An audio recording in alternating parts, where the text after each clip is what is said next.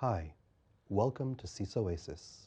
I'm Amitai from the Crying Out Cloud podcast. Tonight, I've got something special to help you sleep. A mindfulness session with a twist. We'll go through recent CVE records, but instead of worrying, you'll find their details fading away as you drift off to sleep. Let's turn these cybersecurity updates into the most boring bedtime stories. Let's begin. CVE 2024-25655. Insecure storage of LDAP passwords in the authentication functionality of AV System Unified Management Platform UMP 23.07.0.16567. LTS allows members with read access to the application database to decrypt the LDAP passwords of users who successfully authenticate to web management via LDAP. CVE 2024-2634. A cross-site scripting vulnerability has been found on Meta4HR affecting version 819.001.022 and earlier. CVE-2024-29111. Improper neutralization of input during web page generation. Cross-site scripting. Vulnerability in Web Vitali SiteKit allows stored XSS. CVE-2024-22453. Dell PowerEdge Server BIOS contains a heap-based buffer overflow vulnerability. A local high-privileged attacker could potentially exploit this vulnerability to write to otherwise unauthorized memory. CVE-2024-29141. Improper neutralization of input during web page generation, cross-site scripting, vulnerability in PDF embedder allows stored XSS. CVE-2023-40275. An issue was discovered in OpenClinic GA 5.247.01. It allows retrieval of patient lists via queries such as find first name equals to common/search/search by Ajax/patients list show.jsp. CVE 2024-29123. Improper neutralization of input during web page generation, cross-site scripting, CVE 2024-20754. Lightroom desktop versions 7.1.2 and earlier are affected by an untrusted search path vulnerability that could result in arbitrary code execution in the context of the current user. If the application uses a search path to locate critical resources such as programs, then an attacker could modify that search path to point to a malicious program, which the targeted application would then execute. Exploitation of this issue requires user interaction in that a victim must open a malicious file. CVE-2023-7250. A flaw was found in iPerf, a utility for testing network performance using TCP, UDP, and SCTP. A malicious or malfunctioning client can send less than the expected amount of data to the iPerf server, which can cause the server to hang indefinitely, waiting for the remainder or until the connection gets closed. This will prevent other connections to the server, leading to a denial of service.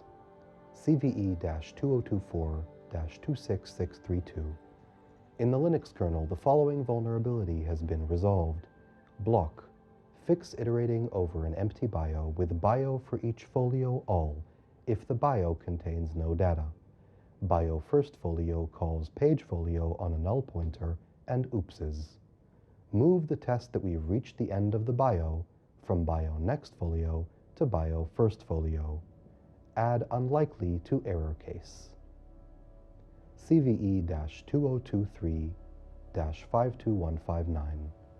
A stack-based buffer overflow in gross 0.9.3 through 1.x before 1.04 allows remote attackers to trigger a denial of service, gross D daemon crash, or potentially execute arbitrary code in gross D via crafted SMTP transaction parameters that cause an incorrect strncat for a log entry. CVE 2022-47036. CICLU TG Telegraph devices before approximately 2.1.1 have a hard-coded root password that has been revealed via a brute force attack on an MD5 hash. It can be used for debug login by an admin. Note: the vulnerability is not fixed by the 2.1.1 firmware. Instead, it is fixed in newer hardware, which would typically be used with firmware 2.1.1 or later. CVE-2024-2581. A vulnerability was found in Tenda AC10 16.03.10.13 and classified as critical. The issue affects the function from setroute static of the file goform/setstaticroot.cfg. The manipulation of the argument list leads to stack-based buffer overflow. The attack may be initiated remotely. The exploit has been disclosed to the public and may be used. The identifier VDB-257081 was assigned to this vulnerability. CVE-2024-2561. A vulnerability has been found in HeyAway JFinal CMS 5.0.0 and classified as critical. Affected by this vulnerability is an unknown functionality of the file admin/divdata/delete $divid equals 9 of the component custom data page. The manipulation leads to SQL injection. The attack can be launched remotely. The exploit has been disclosed to the public and may be used. The associated identifier of this vulnerability is VDB-257071. CVE-2023-28389. Incorrect default permissions in some Intel CSME installer software before version 2328.5.5.0 may allow an unauthenticated user to potentially enable escalation of privilege via local access. Let's do one more. CVE-2023-51491. Cross-site request forgery, CSRF, vulnerability in Averta depictor slider. This issue affects depictor slider from not available through 2.0.6. Before we say goodnight, let me leave you with a thought for your waking hours. For CVEs and other threats that are not just timely, but truly relevant to you, the Wiz Threat Center is your solution. It brings clarity and context to new cloud security threats, showing you exactly what might affect your environment. It's designed to keep you informed and one step ahead without the clutter. Sleep well now and wake up tomorrow ready to face cloud security with confidence.